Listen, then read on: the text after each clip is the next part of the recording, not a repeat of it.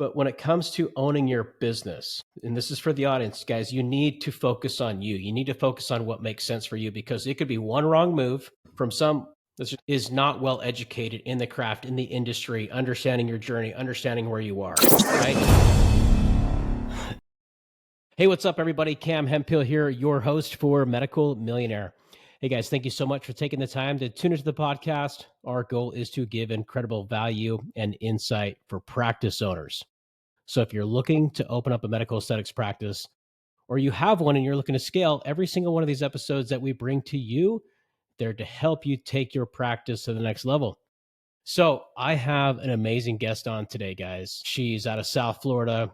She's been in aesthetics for many years. She has an incredible journey, incredible story. And I want to welcome Yana Bromberg to the show. Yana, Hey, what's up? How are you? good. How are you? Doing so good. I know that we've been trying to get this book for quite some time. You're super busy. Yes. Thank you for having me finally. Tell us about your journey. When we were talking offline, you have an incredible story. The audience needs to hear it. It needs to hear exactly how you are where you are, where you're heading, but most importantly, what keeps you going in aesthetics, right? What keeps you driven? What keeps you going? And I really just tell us about the whole journey. Where do I start? Okay, so I always knew I wanted to practice medicine, right? So I went to PA school from New York, Toro School of Health Sciences. And when I graduated, I just, took the first job available. I was a hospitalist at Staten Island University Hospital. And then I got pregnant, had a baby, and I got a random text from a recruiter saying they're looking for someone to start working, like a block down from home. They needed Russian speaking. It fit right in. I was like, perfect, let's go. So when I started working there, it turned out it was actually a urology office specializing in sexual medicine, testosterone replacement therapy, erectile dysfunction, things of that nature. So this was like totally out of the blue. I had no idea what I was doing, but whatever. The physician who I was working with at that time, so he's great, a little bit impulsive. He's a go-getter, let's put it that way. Like whatever he thinks of, he does it, and he does it right now. So one day I came to work, just an average day, and he just said, you know what, we're not doing this anymore, we're going to be a Medspa. And it was just like, what? How do we go from like looking at male genitals all day to injecting face? It was just like, how are we doing this? Aesthetics was never something that I aspired to do. So it just kind of fell into my lap. He sent me to all these trainings. He bought every laser there was. And literally within a few weeks, we transformed from being a urology practice to a med spa. And so thank you. Wow. But that's how I got into the field. And that was about 7 or 8 years ago. Okay, so let's talk about that for a second, because everybody I have on here has a very unique story of how they got into aesthetics, right? And I do as well. Mine was like very random. Had a buddy that bought a practice years ago, needed help marketing it. I come from that background, business process automation, marketing. So I got in through an interesting way as well. But hold on, I heard you say you went from literally urology to a couple weeks later, like, we're not doing this anymore. We're going to aesthetics. This interesting entrepreneur that you work with sounds like a guy that makes decisions, sees a vision, goes for it, invested a tremendous amount of cash and capital. And all of a sudden you guys became a med spa. And that was just like, I mean, one day you're, doing urology, the next day you're in aesthetics. So talk to us about that. Was that hard for you? Was it easy? Was it fun? Did you have no idea where you were going? Could you take him serious? Like, I I got mean, so many questions. at first, definitely was not taking it seriously. I thought, when you're coming from like, you're thinking about medicine, you don't exactly think of aesthetics, right? And things have changed a lot over the last decade, I would say. But back then, I was really into, just, I don't know, I envisioned myself working in a hospital for the rest of my life. And so when we started with the lasers, I was like, I almost felt like, what am I doing here? Like, are you sure that, I'm the right person for the job? But then as I learned more about it and I started going to all of these trainings and advanced trainings and the amount of knowledge you really need, it really is an art. It became fun and I loved it. And it doesn't feel like work. It's something that I love doing and I don't know. It's been amazing. The whole journey's been amazing. But yes, definitely a learning curve going from just doing, you're being a hospitalist or whatever, or focusing on one specialty, and then going into aesthetics. It's very different, but I wouldn't change it.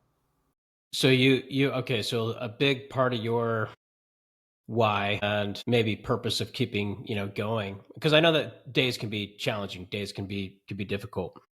But it sounds like the patient journey from, let's call it urology. I would call that like clinical, probably, insurance based pay, probably the very similar like day to day objectives that you would do, right? You kind of anticipate what your day is going to look like, patient experience, those types of things. So moving into the aesthetics space and you kind of being like, this was thrown on your plate, on your lap, if you will, figure it out. And then you went through the training. Are you saying that you love that process now of connecting with the patient journey, seeing the outcome, and looking at it through an artistic lens? Yeah, for sure. It's so satisfying because you do get to put a little bit more of a spin on treatments, I guess. There's like the art behind it. You get to personalize things more. When you're doing, let's say, basic urology, you're treating prostate cancer, kidney cancer. There's more or less kind of like a protocol or an algorithm we follow. We don't dictate the treatments, other institutions tell us what's the right thing to do step by step. Here you're looking at someone's face and you can, you see how they move, the dynamic of the muscles and everything. You can personalize the treatment. You can discuss it with the patient of like, what are you looking for? What are your goals? And then based on that, you can already, um, you know, So instead of having like this like, I don't know, I don't want to call urology mundane because there's a place where I totally get it. Hopefully I never have to go to one. But like what you're saying is there's a protocol, right? Like some of these clinical based strict, environments come from the top down. Here's the protocol, here's the procedure, here's what you do when this takes place. Moving into aesthetics, you kind of get to, there's a protocol, right? But there's also like the artistic component, the evolve of aesthetics and wellness that's coming into one, looking at somebody from an artistic lens and saying, you know what?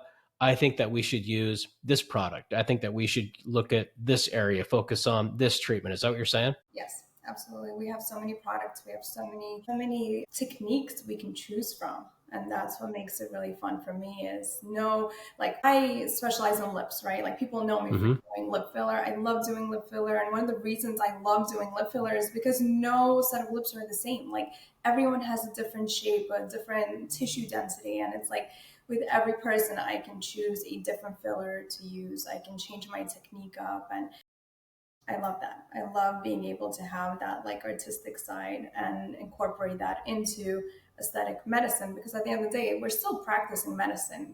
These products are still medications. So yeah, it's fun. Have you always had an artistic side of you? If I showed you my drawings from like elementary and junior high, you would laugh.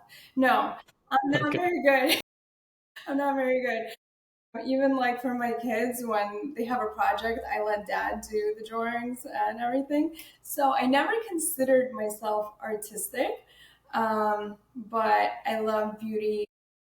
I love a natural look. So I feel like I get to give that to my patients at least. Yeah. Well, I mean, shoot, I've seen your work. Your before and afters are amazing. I mean, you got to go check out her Instagram. It's top notch. She definitely puts her heart and soul into her work, and you can see that her patients absolutely love it.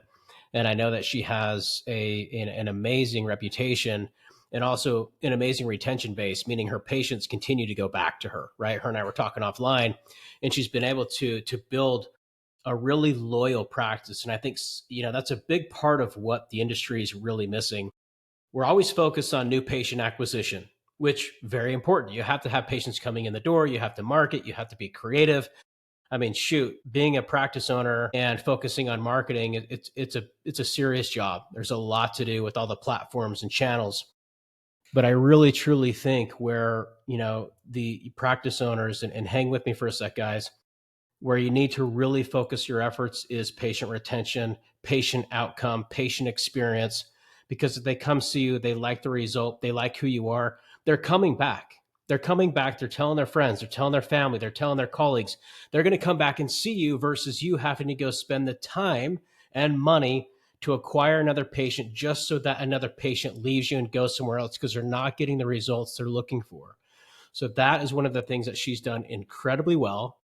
And I want to pull back a little bit because you talking about urology and you being in this clinical environment, you've been in aesthetics, you said 7 or 8 years now, right? That when you're in urology, that was in Brooklyn, if I remember right. You were in New York. Yeah, I was in Brooklyn, New Okay. York. That's where I started. Okay. You made this journey down to Miami, down to South Florida. That's where we're talking to you today. I want to know, and I know the audience wants to know because I talk to a ton of practice owners that come from that type of background, not necessarily urology, but hospital, clinical, working at another practice. Talk to us about that journey. Like, there had to be some scary moments, right? There had to be a tremendous amount of adversity. Talk to us about that journey when you came in, you opened up your practice. Curious to know that story.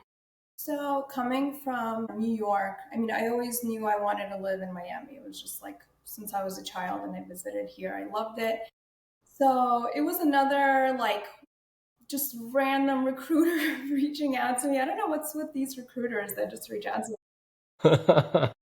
They reached out and they said that they needed a PA in South Florida doing urology with a subspecialty of sexual medicine. That's what I was doing.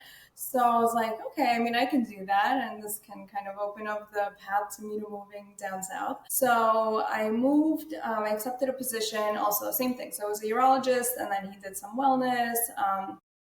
And then I told him that I don't want to lose my aesthetic touch. Like, I still want to do a little bit of aesthetics. So while I was working full time doing urology and sexual medicine, I was still practicing aesthetics on the side. So, like, I would work 9 to 5 and then, like, see clients 6 to 9, open up weekends, etc.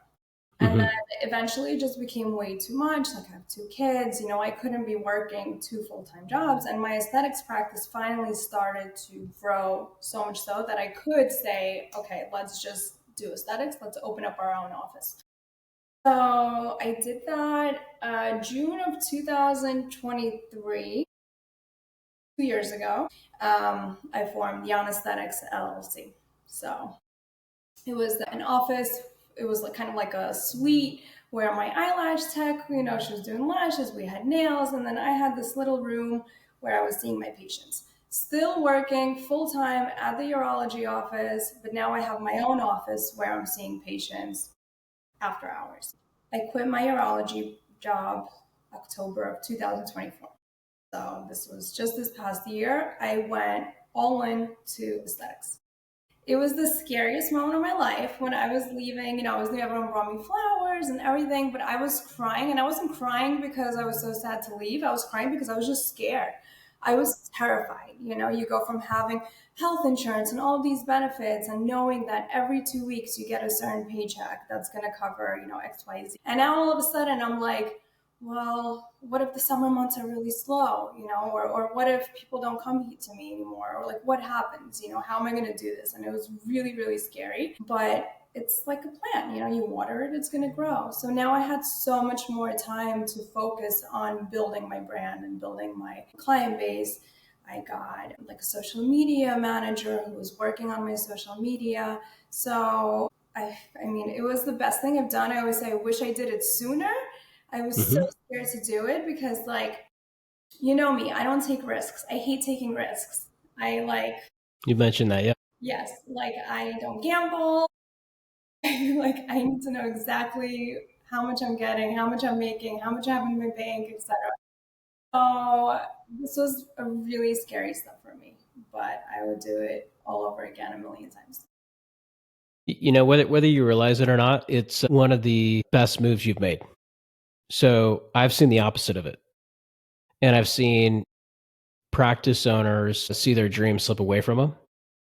Where they hear of this beautiful world of medical aesthetics, med spa, shoot, Medi Spa back in the day. Can't even believe I just said that. But, it was so vanity driven through social media, so attractive. And I think that there's this stigma out there still that's like, you see it on Instagram, it looks sexy, it looks attractive. By the way, there's a lot of money in it. And I feel like there's people that are getting into this specialty. They are putting their lives on the line, mortgaging their houses, getting loans, they unsophisticated loans, let's say, investment money from outside capital, whatever it is, friends and family money.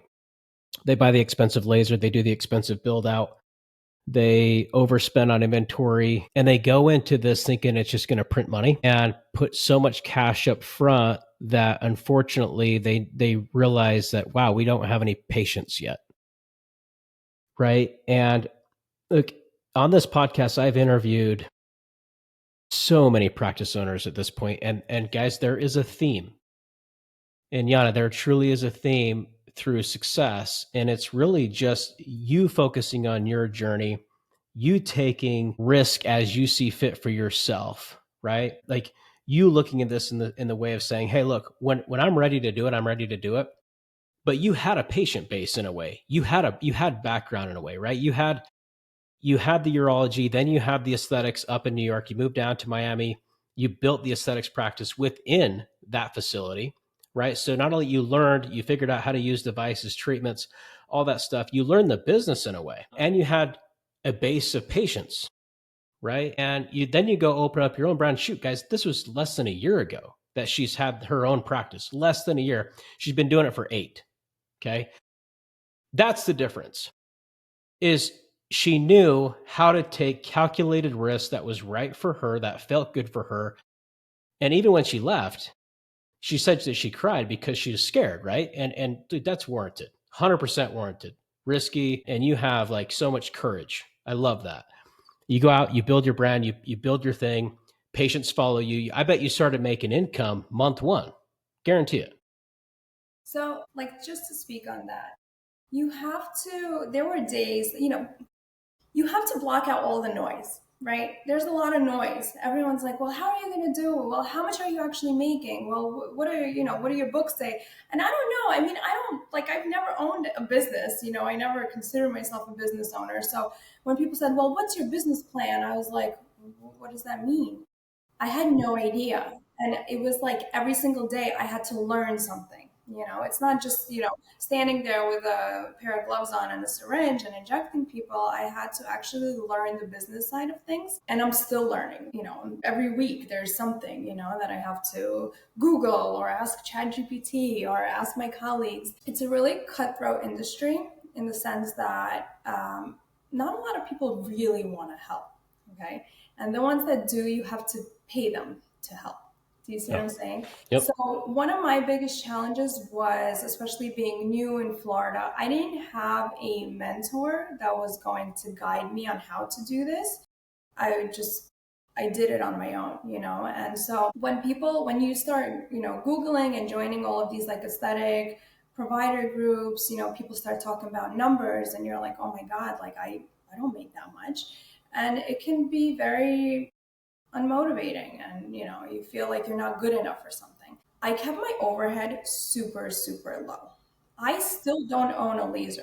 I still don't own a device. I have a microneedling machine which is affordable, but Hmm. I'm not ready to go and invest hundreds and thousands of dollars into a device that I'm not sure I can sell yet to Uh-huh. my client base. And until I know I can, I'm not doing it because why would I want to go, into negatives myself? Like I'd rather pocket that money and live a better life There for you go. myself and my family. So I'm comfortable where I am doing what I'm doing. And people are constantly like, I have friends, even very close friends, that said, let me invest my money into your practice. Like, take my money, go buy what you need to grow your med spa. Let's get you a storefront. Let's get you this and this. And I was like, no, I don't want it. I don't want to have to explain myself to anybody of why am I not meeting the numbers if that happens, or why can't I pay back? Like, I need to, again, like, don't want to take risks. I just want to take it day by day. And I'm sure one day I will get to that point.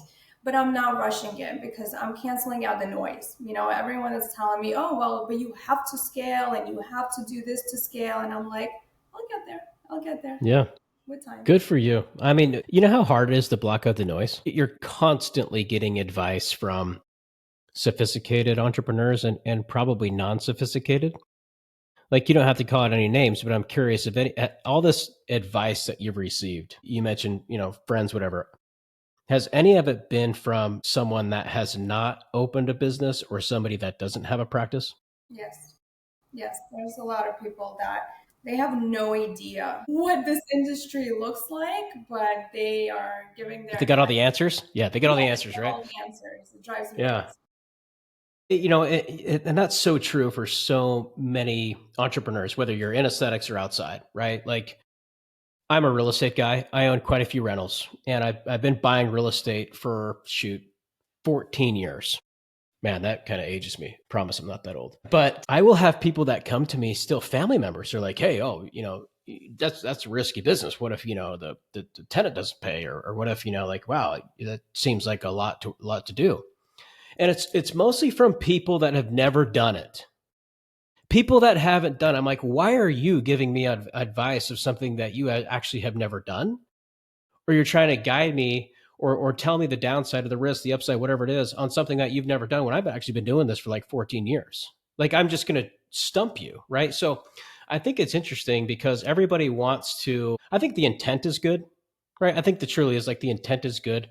Maybe sometime there's jealousy or whatever. But when it comes to owning your business, and this is for the audience, guys, you need to focus on you. You need to focus on what makes sense for you because it could be one wrong move from some, let's just is not well educated in the craft, in the industry, understanding your journey, understanding where you are, right? And to her point, maybe somebody wants to give you money. Cool, that can sound attractive on the surface. But then maybe you have to answer to them because if someone gives you money as an investment, they're going to want to return. That's how it goes, right? And so what she just said is like, I don't want to be accountable and responsible to you. I want to be accountable and responsible to myself. So I'm going to focus on my journey. And what you're saying, Yana, is I love hearing this because most people, they will take the bad advice. They will listen to the noise. They will look at social media and say, well, she's here, I should be there, maybe I should post this because she posted that, right? And you've done a phenomenal job, no joke, of focusing on your success, your journey, who you are, and being in this and having it for a year. Like, you don't know what's going to come in the next year or two, right? But if you continue to focus on every day, you're making progress, and you know that, right? And so, as you are focusing on, you said you're an expert in lips and filler. You haven't bought a device, which I think is super wise because you're just getting better at your craft. You know you are. Your patients love you. As you focus on that niche, let's call it, you're known for lips and filler, right? And your business will evolve and scale, and you know that. What do they love most about coming to see you? Because there's something special there, and I want to know what it is. My patients are my friends. That's how I designed it. Even my suite, it's like you come over my house. It's not just coming in and it's like mundane paperwork and let's just get to it.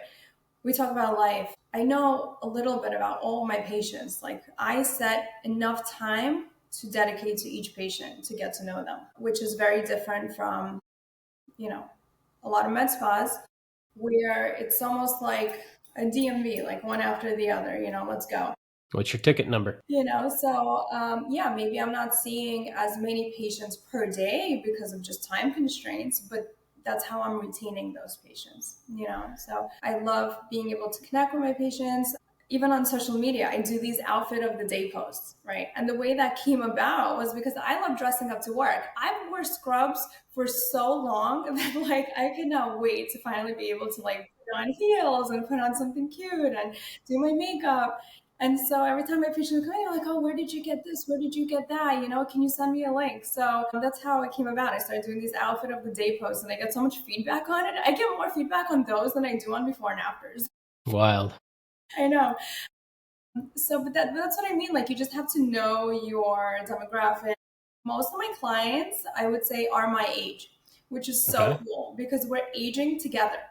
Mm. So I'll get like a text from a client on like a Sunday morning of like a selfie of her, like no makeup, fresh out of shower. Like, Yana, what is happening? Why are we getting these shadows here? And I'm like, yeah, our faces are falling. I mean, welcome to your mid 30s. I'm there with you. I feel the same way. So we laugh together and they'll be like, well, what are you doing? And I'm like, well, I started doing sculpture. And they're like, all right, book me in. I want to start too. So that's what I mean. Like, we're more friends than like, very strict provider client relationship. So So you build rapport with them. You know who they are. They're aging with you. You know your demographic.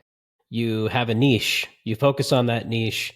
You connect with your patients in the sense of these are my friends. These are my people. I mean, shoot, and what a job. So you basically get to dress up, get cute, put on a great outfit, show your girlfriends what's going on, go to work, chalk it up, deliver a result, and then go home to your family. I mean, that sounds like a pretty damn fun day. Does it does it feel like work? Does it feel like work? I love Mondays because I mean, I work weekends too. I do work Saturdays. I'll even open up on. I was just open this Sunday. I was posting because a Jeez. patient realized she forgot to do Sculptra and she's leaving for the summer to Europe. So, I mean, I accommodate for sure. That's another thing. Like, you have to be accommodating when you have your own business. If you're a solo provider, that's another way that you retain your clients. Weekends are hard. I have 2 kids. They drive me crazy. And so when I come to work on Monday, it's not like, here we go, Monday. I'm like, yes, I get out of the house. I get to speak to adults. It's not work. I'm just hanging out with my friends and I happen to, enhance their features. How many? Okay, sure. How many friends will you see a day? I try to keep it at about 10. That's like where I feel comfortable. I try to do about 10. There have been days where it's significantly less. Some days there's more, but I feel like 10 is my golden number where I'm not overly tired. I'm not emotionally drained from having to interact with so many people, but That's your every comfort spot. every season is also very different. Yeah. Winters are usually very busy before the holidays, so I'll open on my schedule way more around that time. Summers tend to be a little bit slower. People are traveling. People don't want to, stay out of the sun. So that's fine too.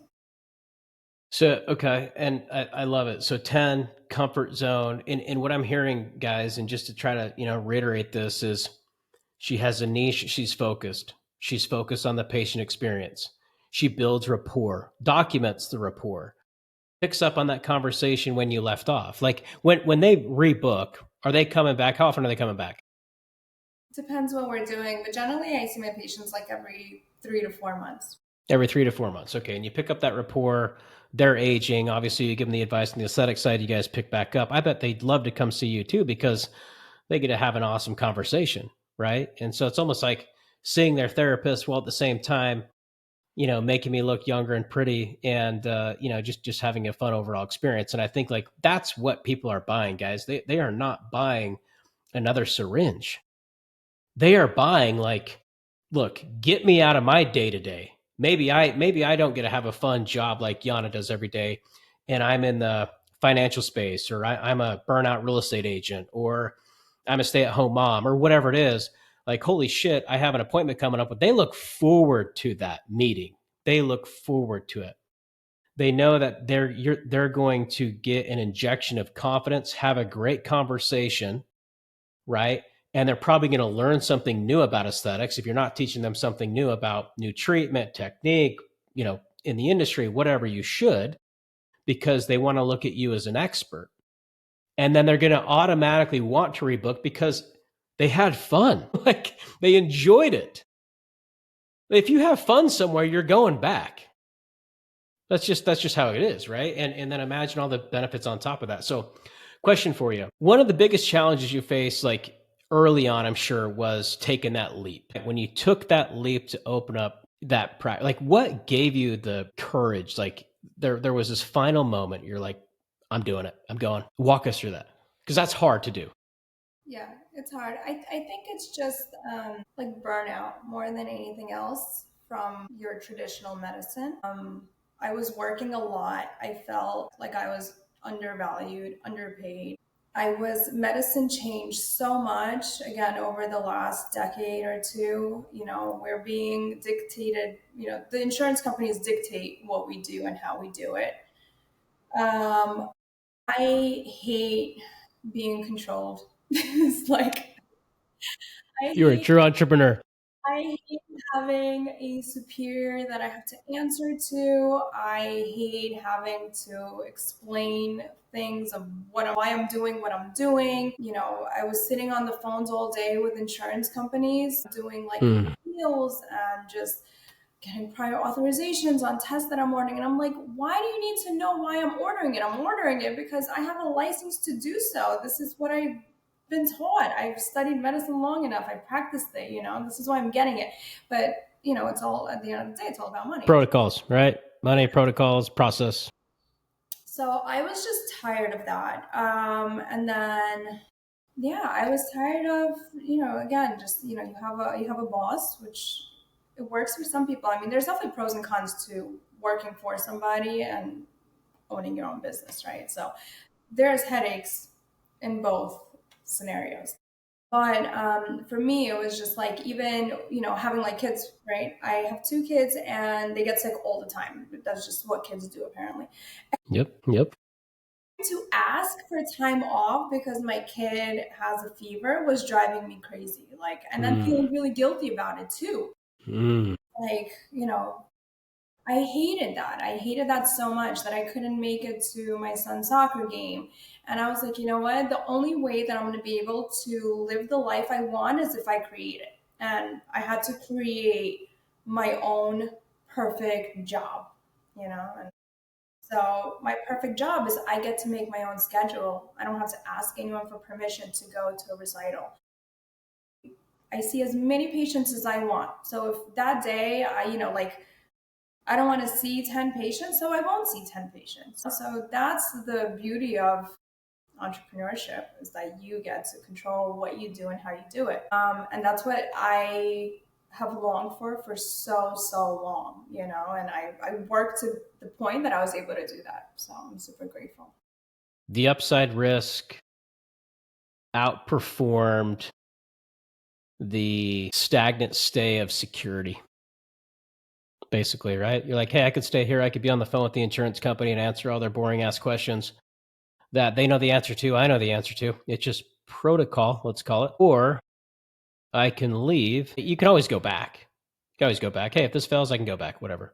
But you got sick of it, sounds like, right? You got sick of it. You wanted to build your own job. You wanted to build your own lifestyle, which, man, that takes so much resilience and tenacity. Like, really, kudos to you. This shit's not easy. Being an entrepreneur is not easy stuff. I have two kids myself. I totally get it. Hey, look, and you know what? Just some advice for practice owners out there. If you have providers, let them, like, in front desk, staff, all that stuff, let them enjoy their lifestyle. Like, they will respect that forever. Give them the freedom to, like, take care of their family, go to their recital, the soccer games, stay home. Shit happens, life happens. And I was actually listening to a podcast earlier. It was Dana White, the UFC guy, and he was talking about this exact thing. He goes, you know how many people leave other companies because they're locked in a box and they don't have the ability to have freedom with inside the company, to, like, if to go to the kids stuff. He's like, if you have a kids event at the UFC, and I know this is a little off topic, but it kind of goes back to what you're saying, you're required to go to it.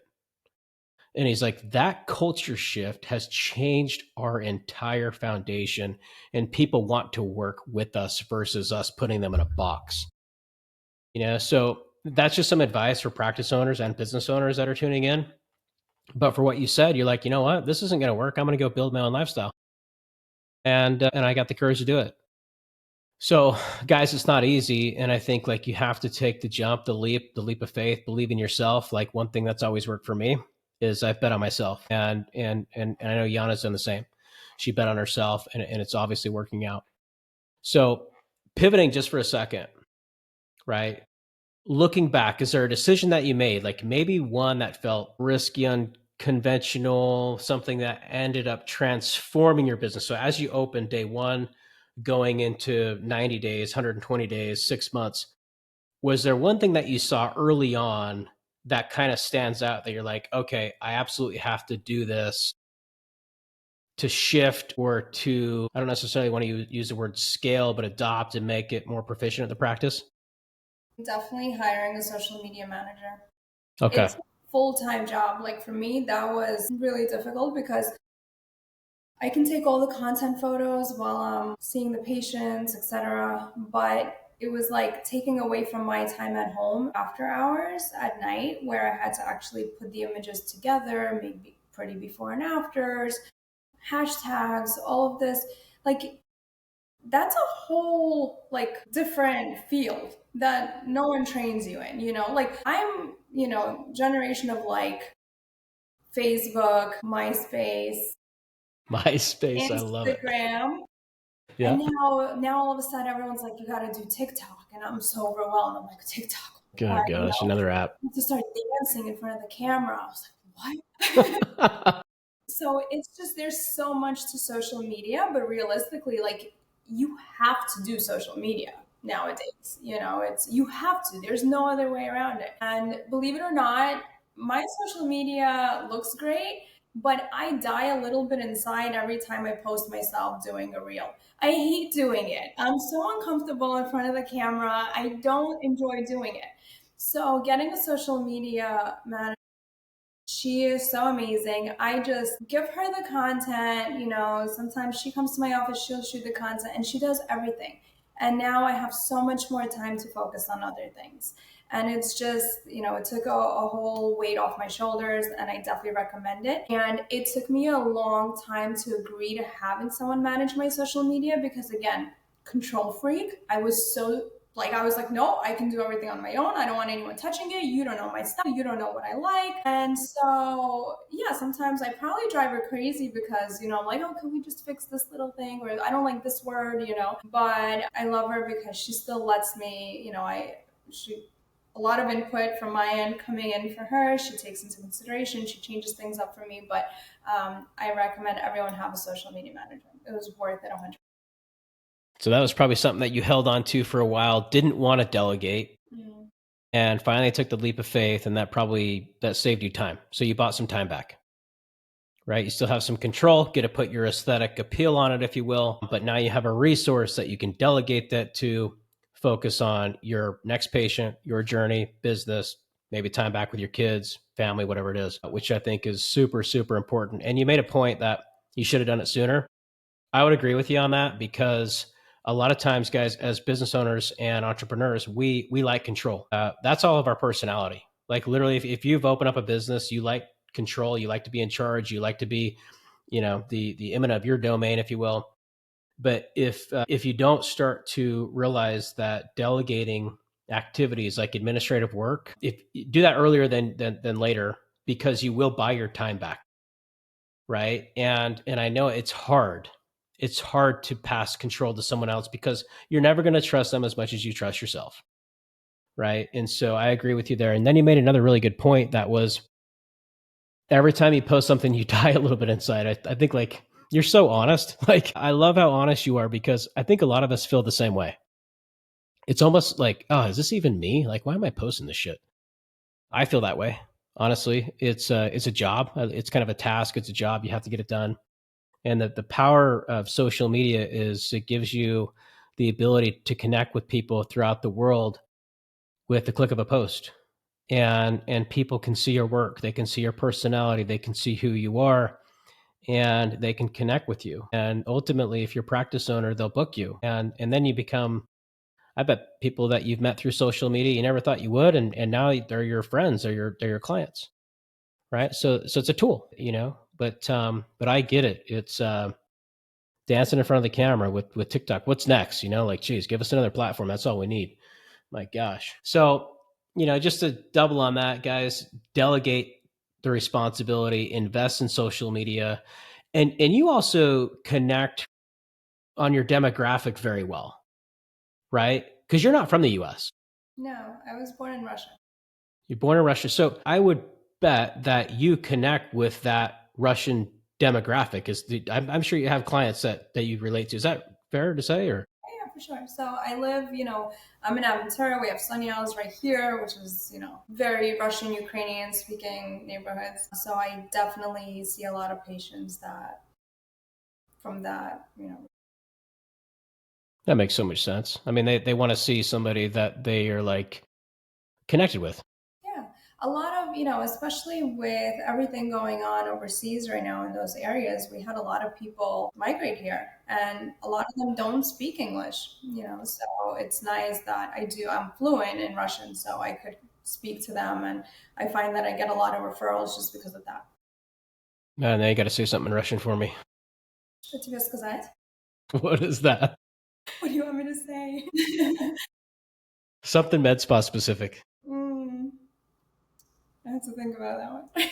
Okay, come back to me on it. That's all good. Oh my gosh, it's amazing. So, okay, so I know you're super busy. I know you got a patient coming. Actually, I think you said about 15 minutes. But okay, I got two more for you, but we'll make it quick. The aesthetics and the medical aesthetics, wellness, elective world, it's changing fast. I mean, it's changed fast in the last year, 2 years, shoot, 10 years, like completely different. As it's evolving so fast, like how have you personally or professionally had to like stay ahead? What are you doing to stay ahead and just be forward thinking? You have to go to conferences. That's one thing that I will say is there was a time that I wasn't, and that's when I felt like I started to get behind. There were a lot of new, again, techniques, products that I didn't even know about. And now I definitely make it a priority. I try to travel, or go to local events. Just this past week, I went to two dinners where I learned so much. You have to. That's how you're going to network. You're going to meet people. I mean, I met you at, just recently at the Top 100 cruise. So you have to go. And that's where you're going to stay ahead because you're going to learn about things that are up and coming. And so you could be the first one to incorporate it into your business. 100% agree. I've said it on so many of my episodes that conferences, networking, your net worth is your network. Like there's so much truth to that. As the business continues to scale, evolve, change, wellness has taken a massive leap into the industry. And I think like biohacking now is also, so it's going to continue to evolve. So I completely agree. Networking and conferences is absolutely key to continue to staying ahead. Last one for you. There's other females and dudes, if you will. I'll call them dudes that are looking to open up a practice, maybe looking to get into aesthetics, looking to leave a practice, go open up their own. Maybe private equity wants to come in and invest as well. But like, what advice would you give someone, and maybe specifically women, looking to follow your footsteps? Like to build a thriving practice or business in this industry, what advice would you give them? So, first and foremost, I get a lot of messages from people in school and, P school and P school saying, well, when I get out, I want to do exactly what you do. And I say, don't do exactly what I do right off the bat because there's so much, you need to like kind of lay a foundation in medicine, I think, to be good at aesthetic medicine.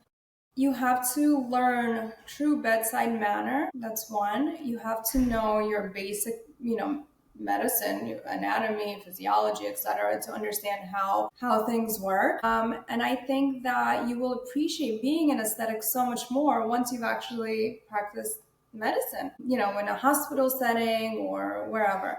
So you can't, people think this is like a get rich quick, um, you know, way to get rich quick, I guess. It's not. It's not. It involves a lot of investment, a lot of time. So when you graduate, go practice, whatever it is that you want to practice, whatever specialty you want to do, and then start doing aesthetics slowly. You have to, it's not something that you can just go all in with right off the bat.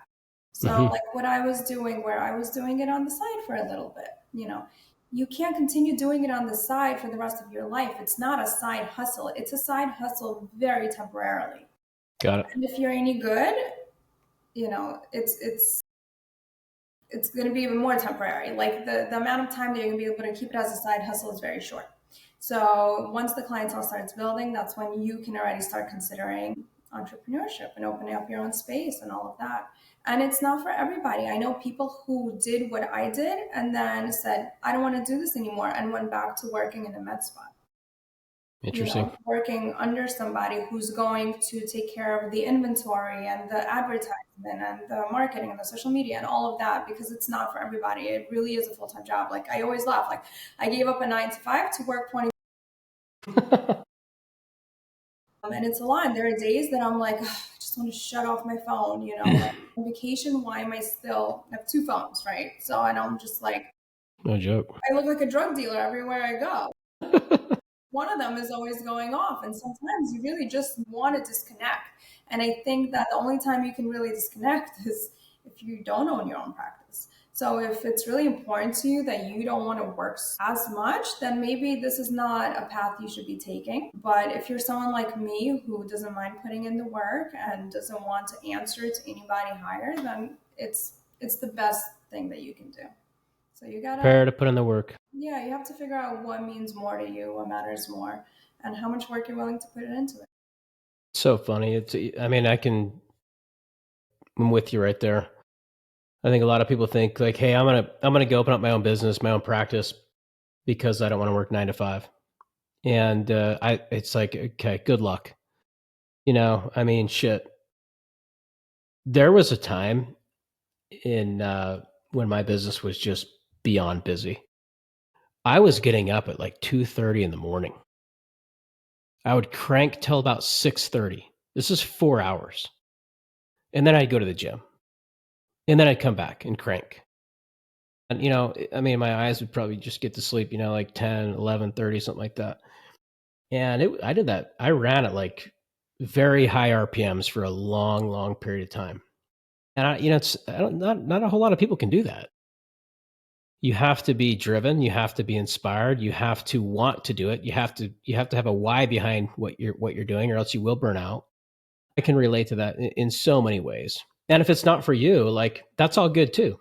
Doesn't mean that you failed, right? It's like there's a lot of wonderful intrapreneurs, providers that work within a medical aesthetics practice that are great producers that they want to show up, inject, go home. I get it. That doesn't sound like a bad lifestyle either. Right. So I really appreciate you saying that. Okay, guys. She's got to get to a patient. She's super busy. She's out of South Florida. She's one of the top 100 injectors nominated by colleagues. Connect with her. She's got a great story. People DM her, people hit her up. If you're a patient, have a patient in the area, send them to her. She has incredible results and obviously has a very amazing way of connecting with her patients on a special level. So if they want to connect with you, find you, see you, what's the best way for them to find you, Yana? Instagram at Yanasthetics. You can go on yanasthetics.com. I'm on Facebook, Yanasthetics. TikTok, Yanasthetics. So pretty much any channel you'll be able to find a booking link. You'll find a phone number, an email, whatever you prefer. You could text me literally anytime. That's Yanasthetics, guys. Go check her out. True class act here. So thank you so much. I appreciate the time. And guys, if you found this particular episode valuable, if you like what you heard, like what you saw, my only ask is you share it. Let's share it. Give some shout out, give some love. That's my biggest ask. We just do this out of the kindness of our heart and want to give back. So I appreciate having you on. It's been an amazing conversation. I'll let you get to your day and your practice, and I'll leave it at that. Thank you. Until next time. Cameron, thank you. You're welcome. Happy injecting.